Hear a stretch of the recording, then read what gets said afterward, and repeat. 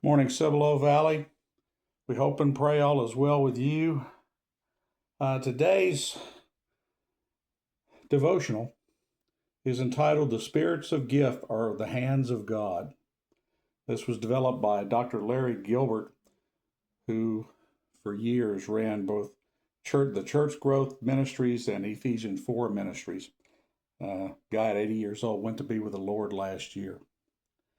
There's a Christian fable that is told of a quaint little church courtyard in a French village where there stood a beautiful marble statue of Jesus with outstretched hands.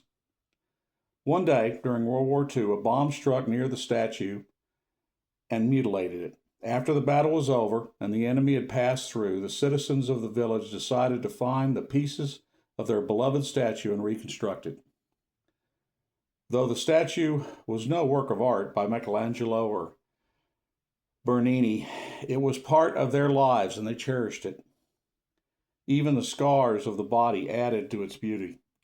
But there was one problem. They were unable to find the hands of the statue. A Christ without hands is not a Christ at all, they thought. Someone expressed that in sorrow. Hands with scars, yes, but what's a Lord without hands? We need a new statue. Then someone else came along with another idea, and it prevailed. A brass plaque was attached at the base of the statue and read, "I have no hands, but you're my hands." Some years later, someone saw the inscription and wrote the following lines, "I have no hands, but your hands to do my work today. I have no feet, but your feet are to lead men on the way. I have no tongue, but your tongue to tell men how I died. I have no help, but your help to bring men of God's side." We've talked greatly in this church about spiritual gifts, which are described in Romans 12, 1 Corinthians 12, and 1 Timothy.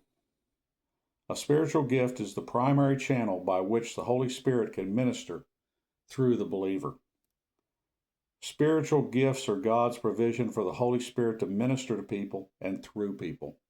We're told that in 1 Corinthians 12:25. Spiritual gifts allow us to serve as God's hands.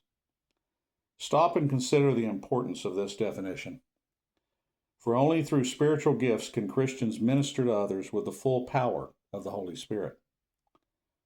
The only hands God chooses to have are your hands. One of the big obstacles in the church today is that we believe church is supernatural in its origin, but not in its operation.